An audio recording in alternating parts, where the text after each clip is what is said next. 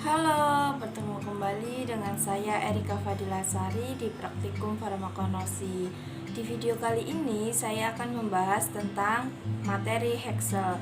Nah, di sini saya akan menjelaskan dari pengertian sampai contoh-contoh simulasi tersebut. Mari simak penjelasannya ya, teman-teman. Nah, pada video kali ini tentang materi Hexel yang saya ambil adalah 5 materi. Yang pertama adalah tujuan dari praktikum Hexel ini. Yang kedua adalah menuliskan pengertian tentang apa itu Hexel. Yang ketiga adalah memberikan contoh tanaman yang dapat dijadikan Hexel sebagai ramuan atau obat herbal di kalangan farmasi. Yang keempat adalah bagaimana cara kita menguji tanaman Hexel tersebut.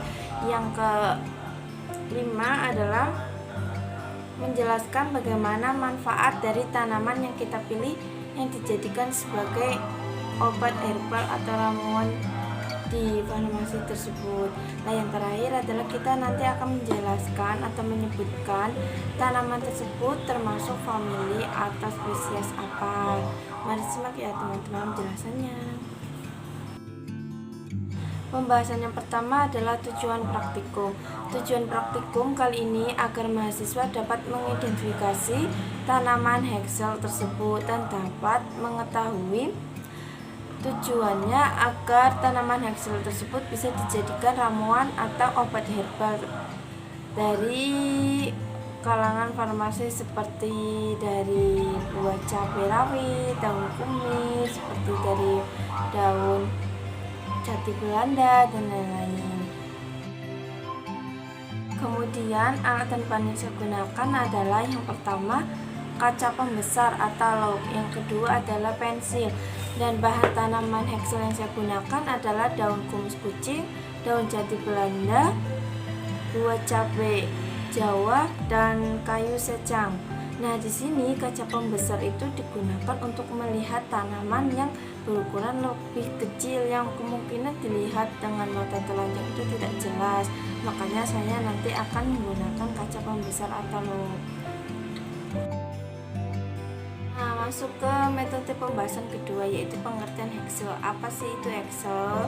Hexel merupakan bagian-bagian tanaman seperti akar, batang, daun, bunga, biji, dan buah dari tanaman tersebut yang dikeringkan tetapi belum mengalami bentuk serbuk. Jadi tanaman di sini itu masih utuh tanaman dari tanaman aslinya yang belum dijadikan atau belum dilakukan pengolahan menjadi serbuk seperti Simplicia kemarin. Nah,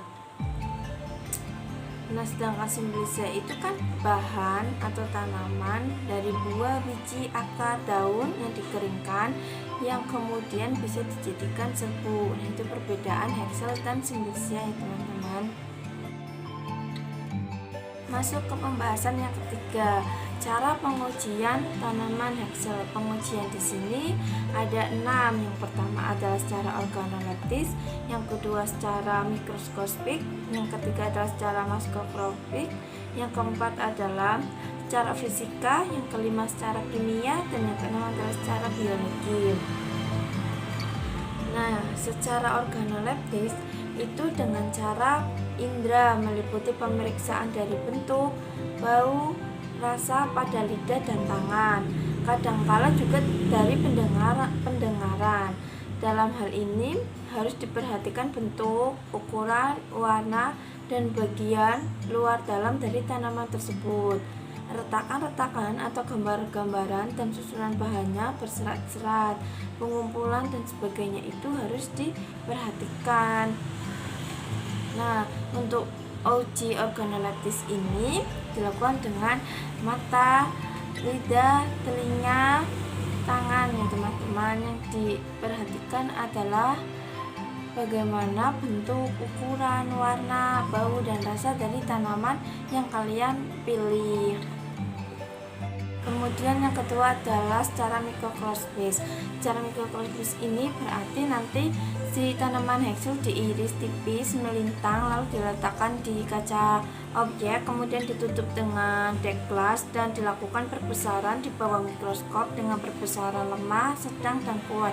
Kemudian nanti kalian akan mengetahui bagaimana struktur dari epidermisnya, dari korteksnya, dari xilem, floem. Intinya itu pada bagian dalam atau anatomi dari tanaman hexil tersebut. Kemudian yang ketiga adalah secara fisika. Nah, secara fisika ini apabila si tanaman hexil tersebut sudah dijadikan ramuan herbal, maka nanti dilakukan pengujian bagaimana daya larut dari si ramuan tersebut, terus bobot jenisnya, titik lebur, titik beku, dan kadar air. Kemudian yang keempat adalah secara makroskopis. Makroskopik itu dilakukan dengan melihat tanaman hexil dan serbuk dari mata telanjang. Nah, dari secara makroskop ini harus diperhatikan bagaimana bentuk dari si tanaman hexil tersebut.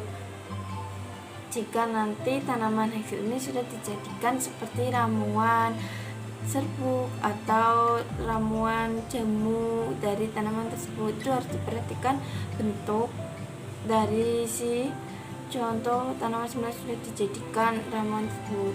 Yang kelima adalah reaksi kimia atau secara kimia. Secara kualitatif atau identifikasi umumnya berupa reaksi warna atau pengendapan dari tanaman hexil tersebut. Kemudian cara hayati atau secara biologi. Biasanya secara biologi atau hayati ini ditunjukkan dengan pemeriksaan potensi dari zat aktif yang terkandung di dalam tanaman hexil tersebut. Nah, contoh tanaman dari hexil yang pertama adalah daun kumis kucing. Daun kumis kucing termasuk kingdom Plantae dan merupakan spesies dari Orthosiphon aristatus. Nah,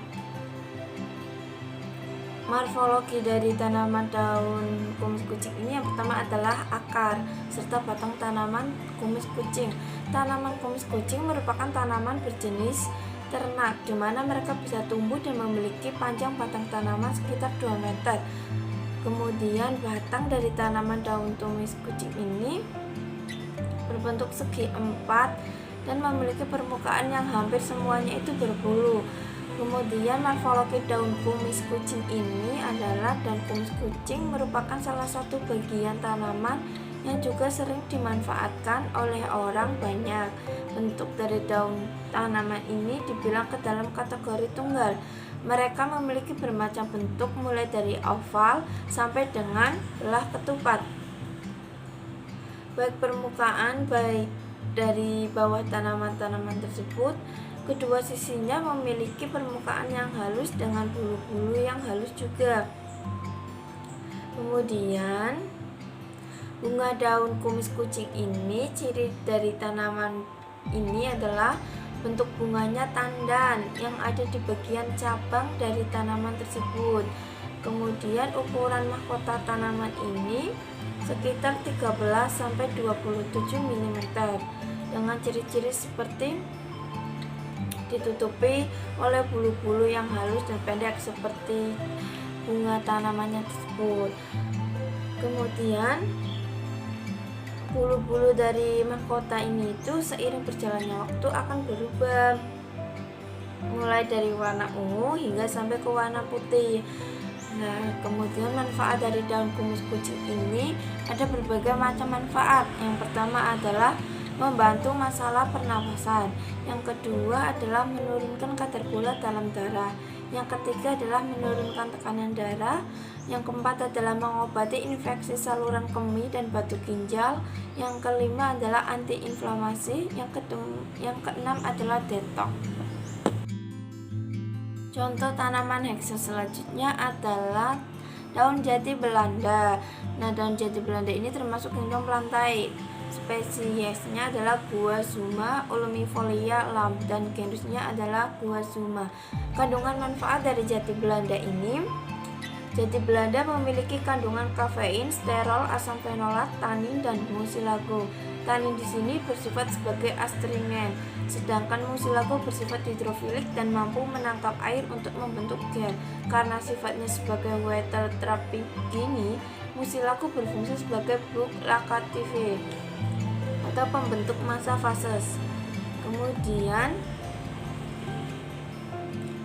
jati Belanda untuk pengobatan yang pertama adalah bisa dijadikan melangsingkan badan loh, dengan cara disiapkan 8-10 lembar daun jati Belanda, kemudian dicuci daun tersebut, direbus sampai mendidih, kemudian disaring dan ditambahkan gula aren secukupnya. Minum saat masih hangat atau panas ya.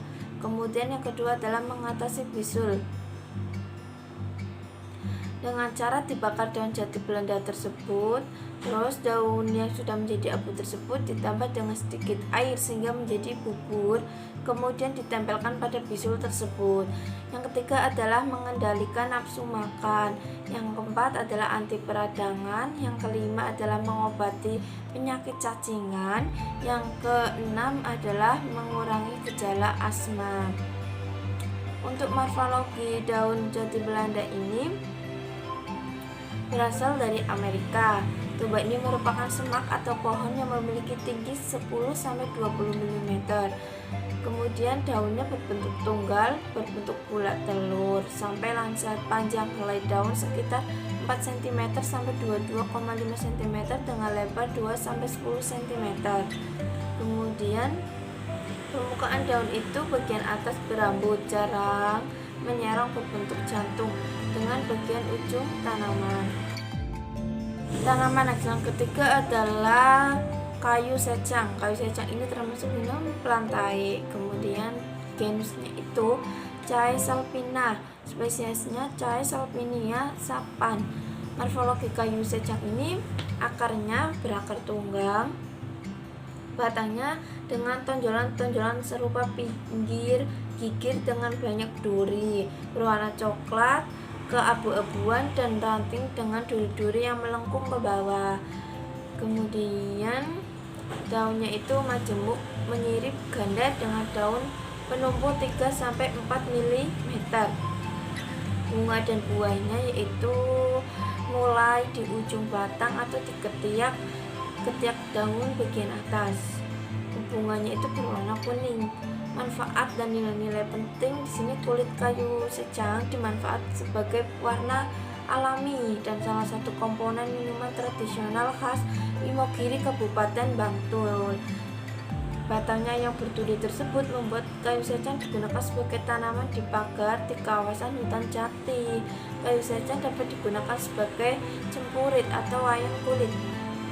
Nah, berdasarkan penelitian, kayu secang mengandung senyawa homoisoflavonoid berwarna merah, saponin, tanin, asam galat, dan brazilin. Batang dan daun tumbuhan ini mengandung alkaloid, flavonoid, tanin, benzalin, saponin, dan fitosterol, serta buahnya mengandung tanin juga. Nah, untuk pemanfaatan kayu secang ini cukup mencampurkan serutan kayu secang dengan air, lalu direbus. Setelah beberapa menit direbus, rebusan tersebut didiamkan dahulu. Kemudian rebusan tersebut sudah dingin dapat dikonsumsi. Manfaat kayu secang ini adalah bisa obat batuk dan flu. Caranya dengan merebus tadi, mencegah infeksi kulit, melindungi radikal bebas, obat alergi, mengatasi peradangan dan nyeri, membasmi bakteri, membasmi jerawat, atau menghentikan diare juga bisa, dan menurunkan darah dan mengontrol gula darah. Nah, kayu secang ini juga dapat berguna untuk mencerahkan wajah, dapat digunakan untuk cuci muka wajah, tetapi dilihat terlebih dahulu kondisi kulit kalian, apakah kulit kalian itu sensitif atau tidak, dan dicari referensinya terlebih dahulu untuk pemanfaatan kayu secang pada bagian wajah, teman-teman. Yang terakhir adalah contoh dari buah cabai Jawa. Saya juga belum melihatnya sih, teman-teman. Nah, kingdom dari buah cabai Jawa ini termasuk dari Plantae. genusnya adalah Piper, spesiesnya adalah Piper Erythrofractum Var. Nah, kemudian morfologi buah cabai Jawa ini, akar cabai Jawa terdapat pada titik-titik tertentu di batang yang menempel pada tanah atau pada batang yang memiliki pada lanjaran berupa kayu atau bambu. Nah, batang cabai Jawa ini memiliki batang yang melilit, memanjat, dan jika diukur sekitar 10 meter. Batang tersebut bercabang-cabang dari pangkal batang. Kemudian daun cabai Jawa ini bentuknya seperti telur yang bundar hingga lonjong dengan bentuk pangkal yang membulat, sedangkan ujungnya itu meruncing. Untuk buah cabai Jawa tersebut atau bunganya tersebut berkelamin tunggal yang berbentuk bulir, tegak, atau merunduk. Bulir bunga jantan memiliki panjang yang lebih jika dibandingkan dengan bulir betina bunganya. Kemudian buah cabai Jawa di sini adalah memiliki bunga yang majemuk dan berwarna merah ketika matang atau masak. Kemudian biji tanaman cabai Jawa memiliki biji yang panjangnya sekitar 2-2,5 berwarna coklat kehitaman. Khasiat dari buah cabai Jawa ini adalah buah cabai dapat dijadikan jamu karena memiliki khasiat sebagai obat sakit perut, masuk angin, terus reumatik, tekanan darah rendah, terus kolera, influenza atau batuk, sakit kepala, sakit gigi, asam urat, lemah syahwat bagi yang sudah menikah, kemudian bronkitis dan sesak napas. Karena itu cabai jamu banyak dibutuhkan sebagai bahan pembuatan jamu tradisional dan obat yang dijadikan dalam bentuk sediaan pil atau kapsul modern serta bahan dari campuran untuk minuman lainnya. Terima kasih, maaf jika saya menjelaskannya kurang efektif, dan kalian bisa mencari referensi dari buku-buku lain untuk mengetahui pengertian Hexel lebih jelas. Contoh dari tanaman Hexel yang bisa dijadikan ramuan atau campuran dari bahan obat, bisa mengetahui bagaimana cara mengidentifikasi, bagaimana cara pengujian dari tanaman Hexel tersebut. Oke, terima kasih. Sekian dari saya. Wassalamualaikum warahmatullahi wabarakatuh.